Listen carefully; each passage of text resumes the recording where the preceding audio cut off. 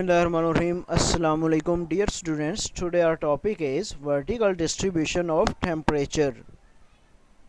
Dear students, to know what is the vertical distribution of temperature, we should read these lines. Earth heats the lower portion of atmosphere. ज़मीन जो है ये atmosphere के निचले हिस्से को गर्म रखती है. Then this heat reach the upper portion of atmosphere. और फिर क्या होता है कि ये जो हीट होती है ये ज़मीन के ऊपर वाले हिस्से में मुंतकिल होना शुरू हो जाती है. It proves why the lower atmosphere is more hot. ये साबित करता है, इससे ये साबित होता है कि नीचे वाला ज़मीन का नीचे वाला हिस्सा गर्म क्यों होता है. And as we move upwards temperature keeps on falling. और जैसे जैसे हम ऊपर एटमॉस्फेयर में ऊपर की तरफ आते जाते हैं दर्जा हरारत जो है वो कम होना शुरू हो जाता है. This is known as the vertical distribution of temperature.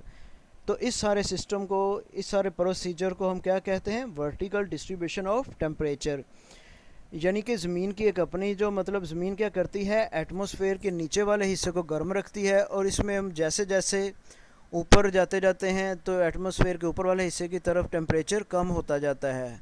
तो इस प्रोसीजर को हम वर्टिकल डिस्ट्रीब्यूशन ऑफ टेम्परेचर कहते हैं. The temperature decreases by 6.5 degrees centigrade at every 1000 meter height. Dear students, 1000 metre की बुलंदी पर जो दर्जा हरारत होता है वो 6.5 डिग्री सेंटीग्रेड कम होना शुरू हो जाता है. यानी कि अगर आप 1000 ऊपर चले जाएं जिस जगह पर हैं उससे आप 1000 मीटर बुलंदी पर चले जाएं और बुलंदी पर चले जाएं तो क्या होगा, जो टेम्परेचर होगा वो 6.5 से कम हो जाएगा. मतलब अगर आपका टेम्परेचर जो है वो 30 है वहाँ पर, तो अगर आप उससे 1000 मीटर की बुलंदी पर जाएंगे तो वो कम होकर 24.5 रह जाएगा. There are seas, deserts, lands and mountains etc. on the surface of earth. Dear students, ज़मीन पर हमको जैसा कि पता है कि डेजर्ट्स भी हैं, इसके अलावा ज़मीन प्लेन डेजर्ट्स भी हैं, माउंटेन्स भी हैं सतह ज़मीन पर. तो जिसकी वजह ड्यू टू दिस वेरिएशन, इस चेंज की वजह से, इस तब्दीली की वजह से, मतलब माउंटेन और तरह के होते हैं, लैंड और तरह की होती है, तो ड्यू टू दिस वेरिएशन, इस चेंज के हवाले से, इस तब्दीली के हवाले से, इस डिफरेंस के हवाले से the temperature ratio also varies from place to place. और इसका नतीजा क्या निकलता है कि दर्जा हरारत है वो एक जगह का दूसरी जगह से मुख्तलिफ होता है और ये जगह के हिसाब से तब्दील हो जाता है.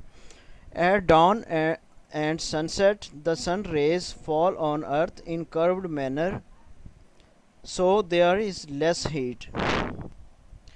At dawn and sunset यानी कि सूरज निकलने और ग़रूब होने के वक्त the sun rays fall on earth in curved manner, so there is less heat at 12 o'clock of noon. So there is less heat. मतलब सुबह और शाम के वक्त क्या होता है कि ज़मीन की जो शुआएँ होती हैं, रेज़ होती हैं, वो अर्थ पर वर्टिकली पड़ रही होती हैं, मतलब स्ट्रेट नहीं पड़ रही होती, मतलब कि वर्टिकली पड़ रही है, कर्व मैनर में आती हैं, ठीक है, सॉरी, वर्टिकली नहीं पड़ रही होती.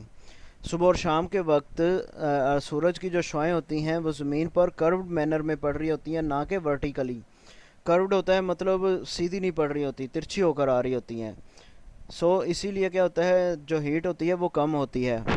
इसके बरक्स एट 12 o'clock ऑफ नून, दिन दोपहर के 12 बजे, the sun rays fall vertically on earth, जो सूरज on earth there is more heat. और दोपहर के वक्त क्या होता है, सूरज की जो शुआएँ होती हैं वो ज़मीन पर वर्टिकली पड़ रही होती हैं, स्ट्रेट पड़ रही होती हैं, जिसकी वजह से टेम्परेचर जो है वो हाई होता है, गर्मी ज़्यादा होती है.